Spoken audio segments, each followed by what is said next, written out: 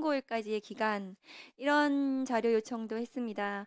간단한 거고요. 그다음에 또 하나는 이 지난번에 이번에 5월 1일 날 대법원 판결 당시에 대법원에서 전자문서로 기록을 보셨다고 하셨다가 그 전자문서화가 10월부터 시작이어서 전자문서로 다 본 것은 아니다 이렇게 말씀하셔서 그러면 종이문서로 보셨다면 그러면 그 이 기록이 방대하기 때문에 6만 8천 페이지이기 때문에 그것을 다 복사를 하셨다면 그 A4 용지를 얼마나 구매를 하셨는지 이런 것들을 좀 구입 내역을 요청을 드렸거든요. 그런데 그 다음 거 보여주시겠어요?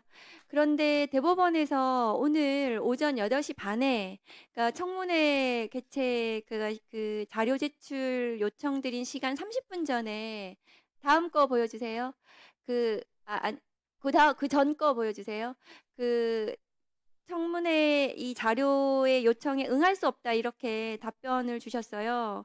그 답변 내용이 뭐 법원조직법 65조, 그다음에 국정감사법 뭐 8조, 뭐 국회법 뭐 이렇게 드시면서 낼 수 없다 이렇게 하셨는데 이 제가 요청드린 자료는 사실은 뭐 그렇게 합의에 관한 사항도 아니고 그냥 그동안 쭉 답변해 오셨던 자료거든요. 대법원에서 국정감사나 이런 데서도 그 저희가 근데 왜 이렇게 요청을 한 자료를 안 내시는 건지 이렇게 하면 저희가 청문회를 진행하기가 쉽지가 않고 그러면 대법원은 국민의 대표기관인 국회의 질문에 귀를 막겠다는 것인지 좀 우려스럽습니다.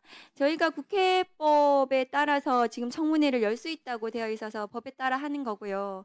그다음에 국회 증감법이 규정하는 바에 따르면 이게 직무상 비밀에 속한다는 이유로 제출을 거부할 수 없다 이렇게 또 되어 있는 건 알고 계시죠, 차장님? 그런데 이게 또 대법원의 이 조희대 대법원장의 판결이 군사외교 대북관계 국가기밀에 관한 사항이라고 보기는 좀 어렵거든요. 국가 안위에 관한 사항도 아니고요. 그리고 만일에 그 국가기밀에 관한 사항이라 하더라도 5일 전에 소명을 해 주셔야 되는 거거든요, 법상. 근데 5일 전에 소명도 하신 적이 없으세요. 그러면 대법원은 이번 청문회에 비협조적으로 협조하지 않기로 했다 이렇게 봐야 되는 건지 저는 우려스럽습니다. 오늘 이제 사법 내란 특검법이 오늘 법사위 올라와 있습니다.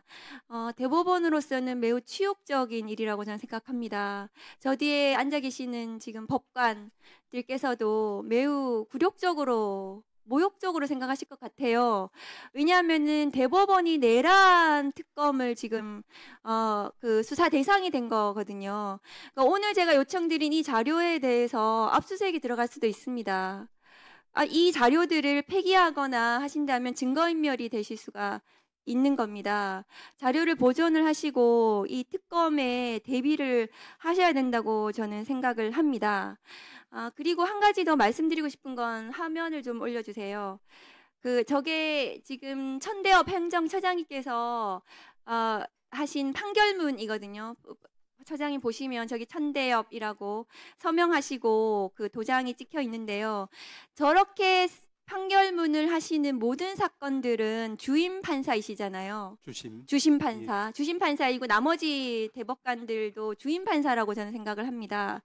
서명과 날인을 한 것은 자기의 사건인 거 아닙니까? 그렇습니다. 그 모든 전국의 판사와 검사들은 자기 사건에 대해서는 기록을 봐야 합니다. 그렇지 않습니까, 처장님?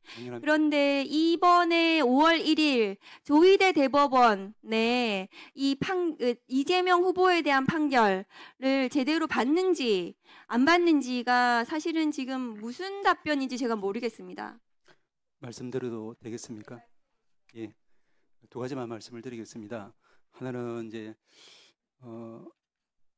제가 또 저희들이 생각하기에 우리 재판과 판사가 사회 소금이 될 수 있는 것은 우리가 이제 국가 권력 기관으로부터 어떤 이제 그 눈치도 보지 않고 국민의 기본권 보장 그리고 사회적 소수와 약자 인권 보장을 재판을 통해서 이루는 데 있다라고 생각합니다.